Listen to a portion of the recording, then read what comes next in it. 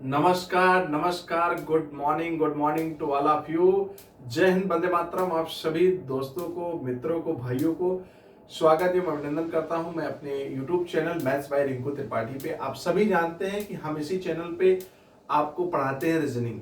आज रीजनिंग के हम वो शॉर्ट ट्रिक सिखाएंगे घड़ी चैप्टर में, जो आप आए दिन किताबी फार्मूला या कई ऐसे टीचर जो वही को रटा देते हैं, इससे आप समय वेस्ट करते हैं। जो कि आपने देखा होगा यूपी पुलिस में काफी समय का अभाव हो गया था सवाल लगाने के लिए।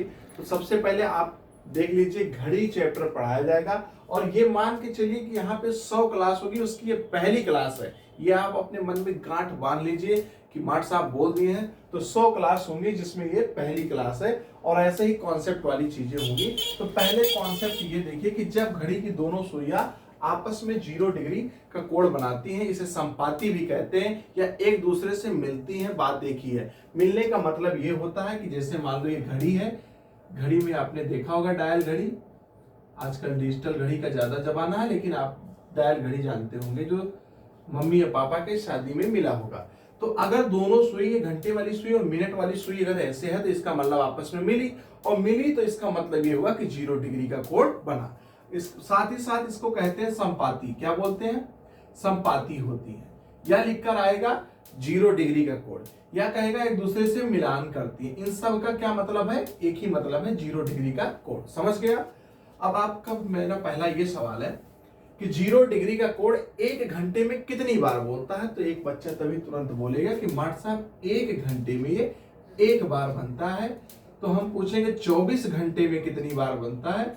तब एक लड़का बोलेगा 24 घंटे में ये कितनी बार बनता है? कुल मिला के 22 बार बनता है। अच्छा सॉरी 12 घंटे में 11 बार, 12 घंटे में 11 बार, तो 24 घंटे में 22 बार।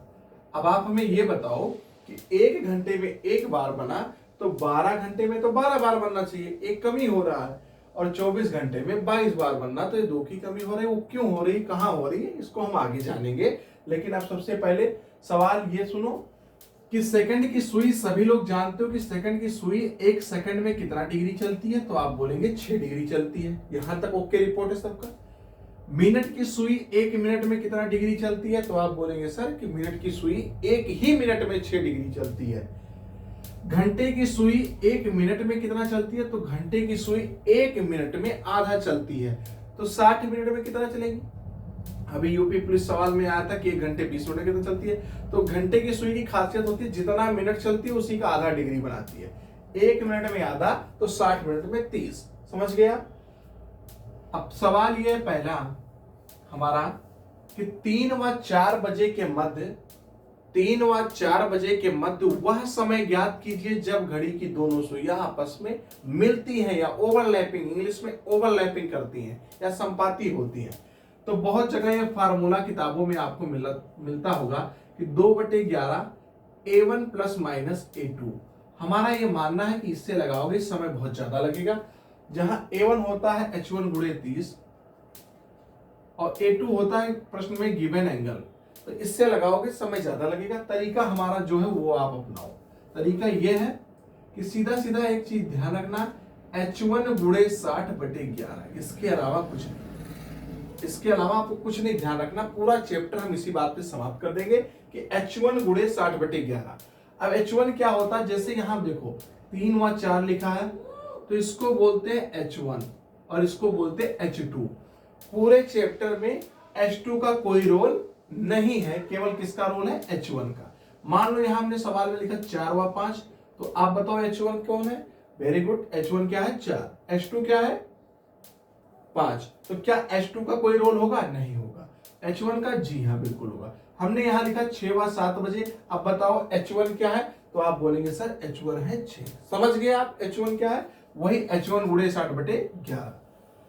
तो ध्यान दीजिए, H1 बराबर है 3, तो 3 गुणे 60/11 करेंगे तो 180/11 आएगा। और 180 को जब भाग देंगे तो कोरिया का बच्चा भी बता सकता है कि मार्ट साहब 16 सही 4/11। इसका मतलब 3:16 सही 4/11 मिनट पर घड़ी की दोनों सुइयां मिलेंगी आपस में। एक बार हम आपको घड़ी बनाकर दिखा दे रहे हैं कहां मिलेगी। 10, 11, 1, 2, 4, 5, 7, 8। देखो घड़ी में सबसे पहले 3 बजा होगा ऐसे, हाँ या ना? करेक्ट।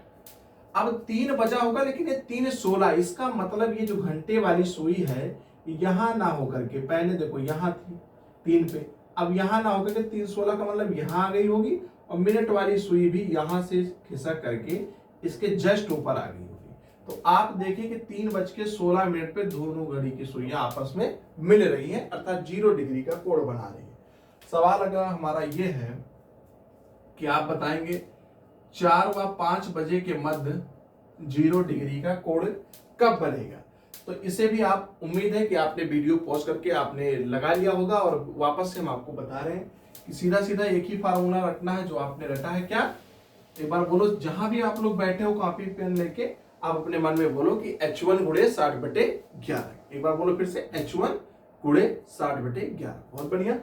तो H1 इसमें क्या है? आप बोलेंगे मार्ट साहब H1 4 है, तो 4 का गुणा करेंगे 60 में, और बटे क्या करेंगे? 11। तो आएगा 240/11 को सॉल्व करेंगे, तो 240/11 को सॉल्व करेंगे तो डायरेक्ट सॉल्व कर सकते हैं आप कि 11 दूना 22, 21 सही 9/11, 21 सही 9/11। अगर किसी बच्चे को ये चीज समझ में नहीं आ रहा, तो बचपन में आपको कविता मैडम ने सिखाया होगा कि ऐसे भाग दिया जाता है, और भाग और प्यार अपने औकात के अनुसार ही की जाती है, आप सभी जानते हो, उसमें तो माहिर हो। तो 11 दूना 22, तो 22 कितना बच गया? तो आप बोलेंगे सर हाथ या हासिल या कैरी जो भी आप बोलते होंगे, वो बचेगा 2, यहां आ गया 20, 0 यहां चिपक जाएगा, 11 इकन्नम 11, तो बचा कितना शेष? 9। अब देखो, जो भागफल होता है, ये भागफल होता है, इसको सही में लिखा जाता है, जो रिमाइंडर होता है वो ऊपर बटे में होता है, इसको शेष फल बोलते हैं या शेष बोलते हैं, और जिससे भाग देते हैं उसको भाजक बोलते हैं, वो नीचे लिखा जाता है। वही लिखा है, भागफल है, ये शेषफल है, और ये भाजक है। समझ गया? इसी बात को डायरेक्ट हम लिखते हैं, लेकिन हम इसको ऐसे बोलेंगे कि 4:21 सही 9/11 पर घड़ी की दोनों सुइयां आपस में मिलेंगी। समझ गए आप लोग? उम्मीद है कि आप लोग बहुत बेहतरीन से समझ रहे होंगे। अब हम इसका अगला पार्ट अगली वीडियो में लाते हैं।